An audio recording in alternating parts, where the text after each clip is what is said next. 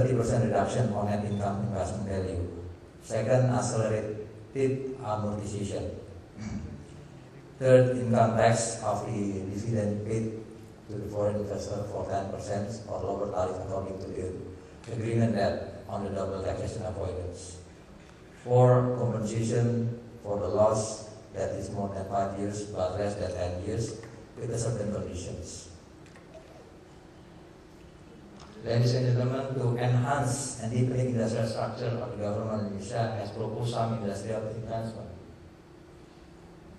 investment opportunities and cooperation with others, namely a cooperation in developing more efficient integrated technology process for iron and steel industries, R&D cooperation for planting, engineering, construction, factory, for cement industries, petrochemical industries, ceramic industries,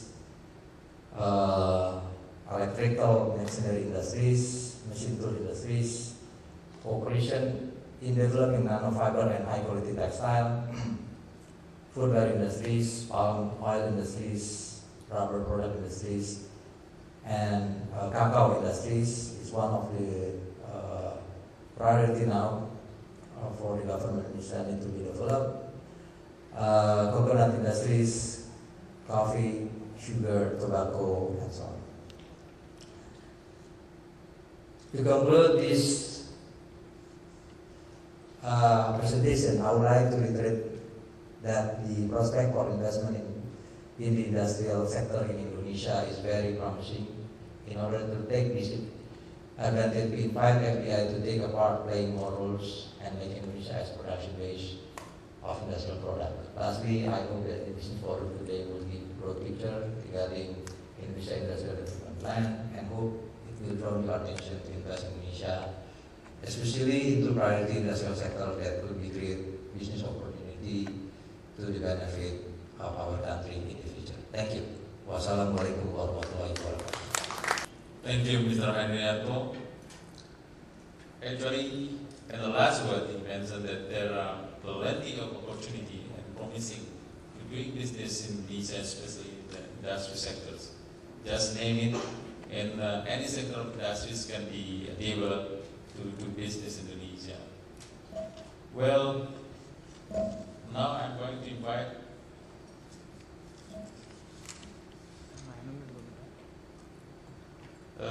Mr. Ramon Bagum, Director of 4 Industrial Facilitation Region 1, Director General of Industrial Regional Development, Ministry of Industry. Please take your time. Thank you, Moderator. Good afternoon, everybody. Hope that you don't fall asleep because the time is very soon for sleep now. Okay. Now I would like to explain about the investment opportunities in Indonesia for 2011 and to 2012, 2011 to 2012.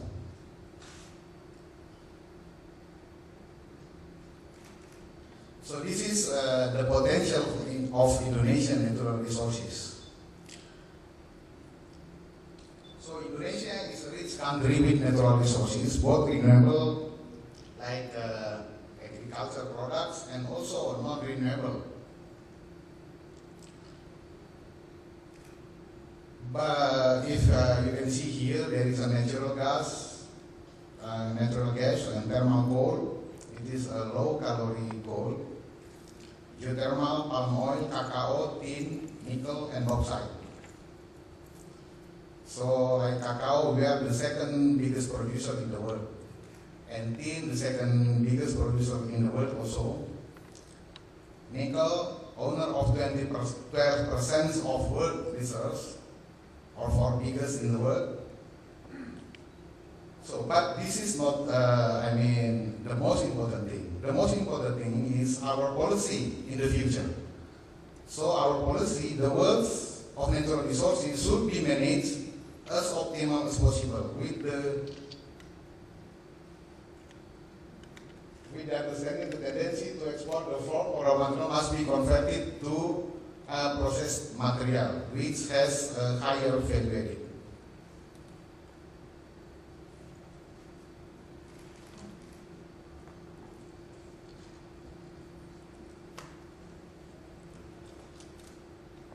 So, this is some indicator of Indonesian macroeconomic.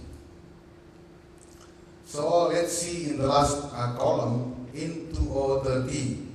So, we expect in Indonesia into 2030 we will have income per capita around 20,600 US dollar. So, we expect that there is high growth in the near future. So it makes Indonesia from lower middle income country to become high income country. And the population estimated around 313 million. So it is a very potential volume of our total GDP will reach around 6 trillion US dollar.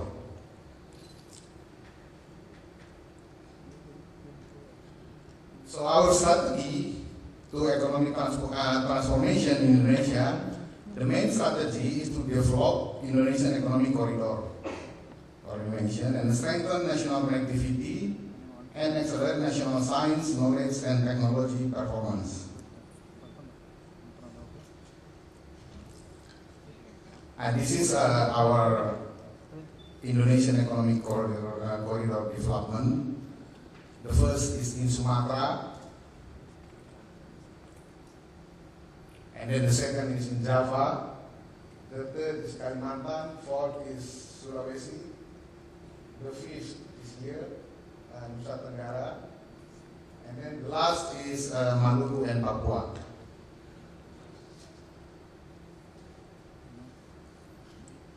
This is the investment incentive offer, but this is not the key point, what I would like to mention. So, these are incentives, there is income tax reduction, tariff redemption, income tax, subsidies, and so on. But what's important here is non-fiscal incentive. So we have one-stop service in several industrial regions, simplified immigration system, we have as one, and then right of using estate for business. So this is some area for cooperation. First, iron and steel industry. So cooperation in more efficient and integrated technological process. And then for cement industry, R&D operation for planning, engineering, and construction of cement factory. Third is petrochemical industry. Fourth, ceramics industry. Fifth, electric machine and electric tools industry. Seven, machine tool industry. Eight, textile industry, footwear industry, and 10 is palm oil industry. What I would like to elaborate today is palm oil industry. So if we see palm oil is the largest source of vegetable oil needed by various industry in the world. And current condition, palm oil industry gives a huge economic contribution both at regional and national levels. In Indonesia, approximately 73% of Indonesia palm oil production is produced in Sumatra. The second largest is in Kalimantan, and the rest is in Sulawesi and Papua. But there is still problem here we face in Indonesia that our production on the average only 3.4 tons per hectare. There is from small farmers, but our average is 3.8, but it is still lower than compared to Malaysia it is 4.6 tons per hectare. But we will try to improve in the future. So our strategy and future direction, first is increasing land productivity. So we concentrate to develop the small farmers to increase their productivity. And then the second, to improve the downstream strategic position. And the third, strengthening the infrastructure. So like most of CPO will be transported by the sea. Therefore, ports play a key role in palm oil industry. So we will increase our port capacity.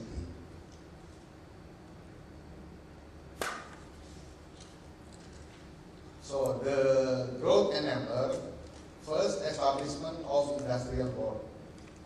The second, providing financial aid. This is our, the target is small farmers. And then the third, providing education and training to increase the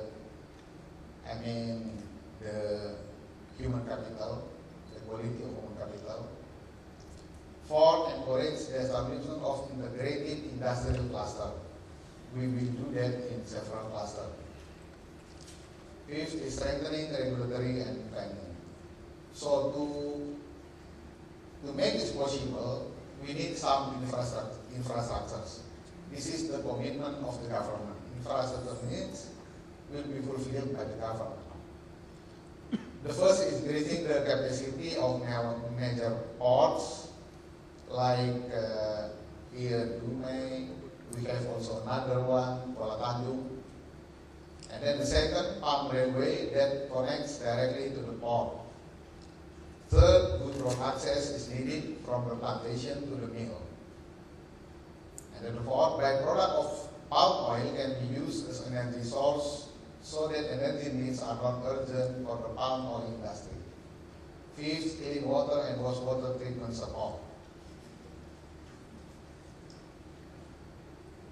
So this is the one of our industrial cluster. We plan this is for Semangke. It will be elaborated by next speaker. So Semangke is located in Simalungun district, North Sumatra province. The site is close to the Lintas Sumatra Road. It is a national highway. And then it is prepared to be special economic zone with several incentives and tax advantages. Also, there is some facilities for administrative process. So why invest in Semangke? So it is located in the heart of the palm plantation. So there is PTPN, we call this state-owned enterprise for agriculture.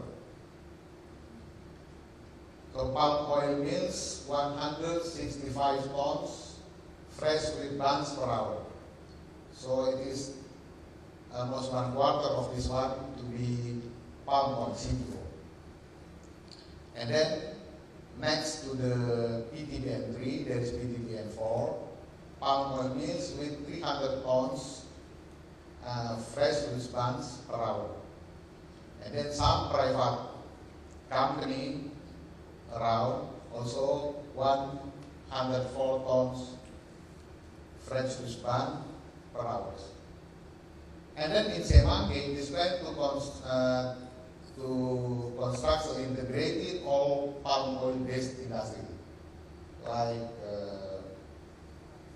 biodiesel, beta-carotene, surfactant, whatsoever. And then it is planned to construct a railway track from the site directly to the port. It is around 45 kilometers. So we hope next year we will start the construction. And then port facilities available now is around 30,000 deadweight tonnage. But it will be increased because actually this port, Kuala Tanjung, we plan to become a global hub of Indonesia. So it will be very, very big port level. So what kinds of industries to be developed here? You can see here, surfactant, PKO, basic petrochemical, diesel, beta carotene. There is, the downstream like oleochemicals, processing air, oleochemical for pharmacy, hydrogen, shortening, particle board. Lot of products will be developed here. The second one I would like to introduce here is Dumai Industrial Estates. It is located in Riau Province in Indonesia.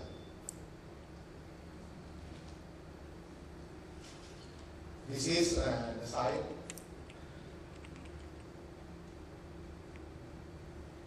Over there is directly the port, and then there is industrial zone. This is also industrial zone. This is the facilities. And this is for supporting the port.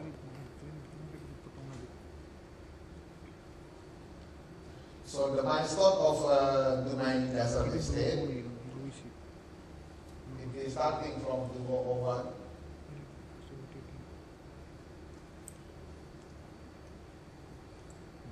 Now there are some plantation now already in the site.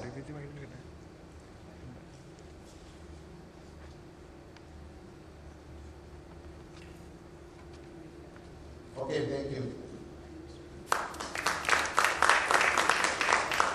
Thank you, Mr. Bangun. Well, if you see on the screen just now, there are plenty of business opportunity, not only in agriculture and also in mining sectors. Well, in the last session, Mr. Bangun also informed us about the opportunity in Dumai area. It is in Riau province. Well, ladies and gentlemen, three speakers has talked about the investment, regulation, business opportunities, area of business, and so on. And what about from the business sector, businessman sector, the actor? Mr.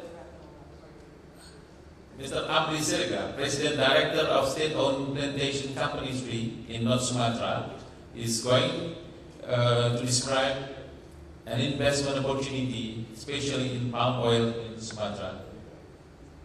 Mr. Sregar, the floor is yours. Assalamualaikum warahmatullahi wabarakatuh. Thank you, Mr. Chairman. Good afternoon, ladies and gentlemen. It is our honor to be here at annual investment meeting 2011 and present our paper entitled An Investment Opportunity at Singamangke, Integrated Sustainable Palm Oil Industrial Cluster. In this occasion, we would like to express our appreciation and sincere thanks to the Minister of Foreign Trade of the United Arab Emirates in setting up this very important and valuable event in the world in order to meet prospective investors and to study potential investment opportunities all over the world. First of all, allow me to introduce our company, PT Perkebunan Nusantara 3, as shown on the screen. The company, located as head office in Medan, Indonesia, is owned by the government of Indonesia. The company is running business on oil palm and rubber plantation. It was recorded in 2010 that the palm plantation area was 105,000 hectares, producing 4,300 tons CPO. It was reported in the same year that national oil palm plantation area was approximately 7.8 million hectares, producing approximately 20,000 ton CPO, 20,000 million ton CPO. Meanwhile, as high as 39,000 tons dry rubber were produced by the 38,000 rubber plantation of the country. National rubber plantation area and production in 2010 were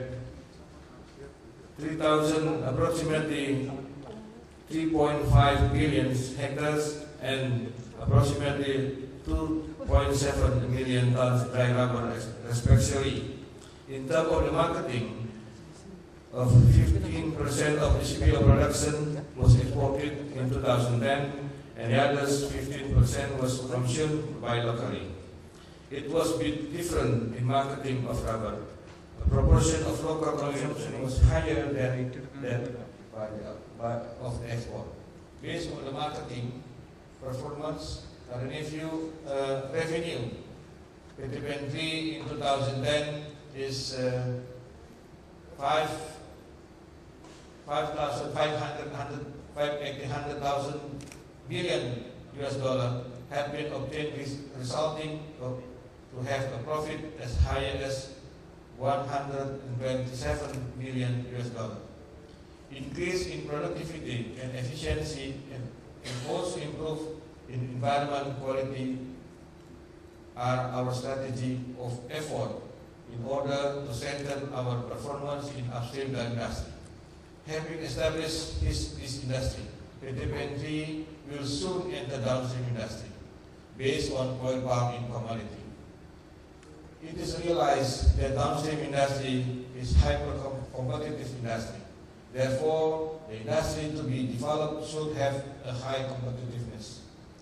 In order to establish high competitiveness industries and to create job and investment opportunities, the PT has been establishing a palm oil industry cluster called SEMANKE, Integrated Sustainable Palm Oil Industry Cluster, since 2009.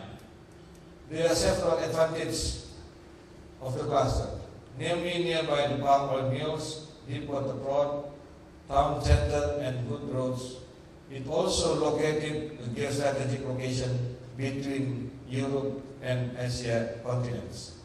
Entering business into downstream industry is aligned with the government program in intensifying and developing downstream industry. The cluster has been prepared by the government as one of 3 agro-based industry clusters in Indonesia. The cluster is developed into several phases. Namely, phase 1 is 46 hectares, phase 2 104 hectares, and phase 3 640 hectares. The area could be extended more than 2,000 hectares. Phase 1 consisting infrastructure such as main and truck roads, office building, drains, water treatment plant, and electricity network have been completed last year. Increase in capacity of the existing palm oil mill from 30 ton FFB per hour to 75 ton FFB per hour had also been completed at the past one last year.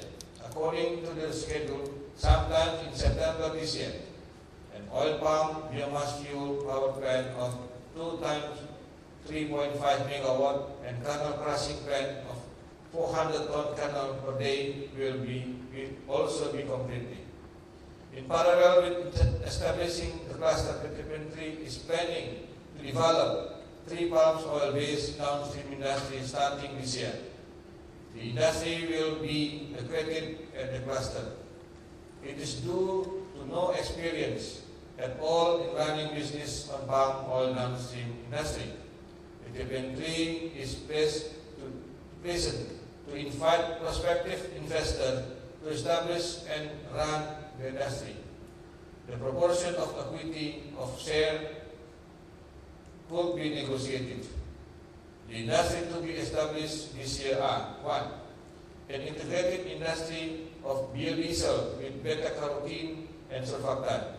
The industry will consume 600,000 tons CPO per year. It is predicted that the investment cost and the working capital of 3 months will around 339 billion US dollar and 64 billion US dollar. 2. Oleochemicals with fatty alcohol as the main product. The investment cost and the working capital are predicted as high as 142.8 billion US dollar and 30.6 billion US dollar respectively. The industry will consume 9,000 tons PKO palm kernel oil per year. 3. Refinery and cooking oil with the investment cost approximately 46.8 million US dollar. The industry will consume 6,000 tons CPO per year and need working capital approximately 25.9 million US dollar. Thank you very much. Assalamualaikum warahmatullahi wabarakatuh.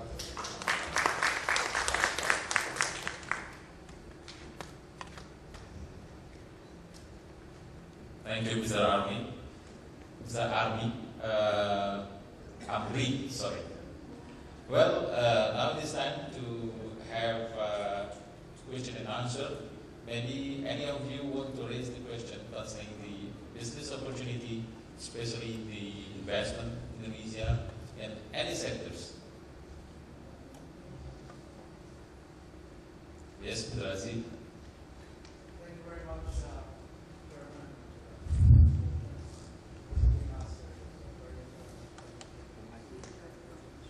One thing that I did pick out from this was, despite the incentives to prospective investors in terms of tax and land use, etc., what about a very crucial thing like finance?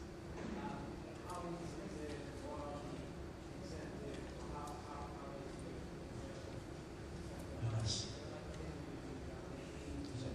through the lending system for prospective investors to come in and use funds and start a project in oleochemical, palm oil, coal, whatever. Thank you, Mr. Aziz. I think Mr. Didi will reply to your question.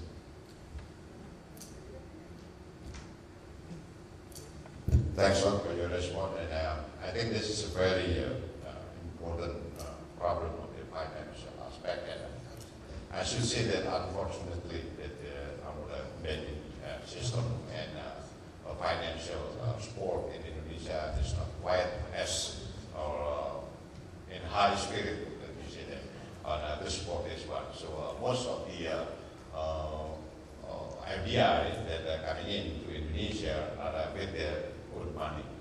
So that is the situation. And so we are focusing on the availability of the land for doing business. And the second is the continuity and sustainability of the feedstock. That's the most important also for the doing mass production in commodity like CPU. So for financial aspect, that our domestic banking system is not so quite competitive compared to that of the for Singapore or Malaysia, other foreign countries. Is that what you know? Right, yes, well, thank you for your answer. That's rather unfortunate in the sense that without that, we won't be able to compete. And there is a lot of potential in other areas All right. without financing, we have limited. Yeah. Right, but it does mean that the government will do anything for moving to the better situation for the financing. So from year to year, the government working very hard to evaluate the bank central, unit bank central in Indonesia has their own law decrees. So the government cannot just asking them to make changing instantly, but they do have some long talk to see how actually the finance sport sport is a big problem for Indonesia. Thank you.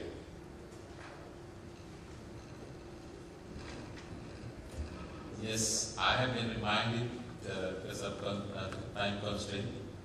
But any short question? Okay. Thank you for your attention. That is sum up our meeting today. I hope our discussion will be fruitful. And if any of you want to have more information concerning the prospective investment in Indonesia, you may contact our investment office in Abu Dhabi, our Indonesian embassy in Abu Dhabi as well, and Indonesian Consulate General in Dubai. Finally, I have to thank to the full panels, and please give big applause to the speakers. Thank you. Gentlemen, thank you all so much, and a big thanks also to Consular General for Indonesia there, based in Dubai, Mansour Pangeran, who brought us through that session, and indeed you gave us all a great insight into some of the great opportunities that are in Indonesia, one, of course, of the biggest and fastest growing economies in the ASEAN region. So thank you all very much, gentlemen, and we wish you well and happy investment out there. So a lot going on in Indonesia, and I wish you the best. So we will move on to our final session of the day. Just leave the microphones for us there. But thank you all, gentlemen. No, please, thank you. We're finished. Thank you so much, Mansour. I really appreciate your great moderation on that. Gentlemen, thank you so much, and indeed, good luck to you all. Bye-bye, and thank you. Now, of course, this first annual investment meeting, 2011, really examined the need and the role of foreign investor recommends in foreign direct investment and how we can all benefit from this. We're going to conclude all of our sessions today with this last session, really just taking a look at the business and the economics of international trade. So from a global perspective, we have with us here from Global Arena, please welcome the Chief Executive Officer, Peter Storm. Of foreign direct investment and international trade might take 3 hours and not 15 minutes as we are trying to achieve. So I decided to take a little bit of a different angle.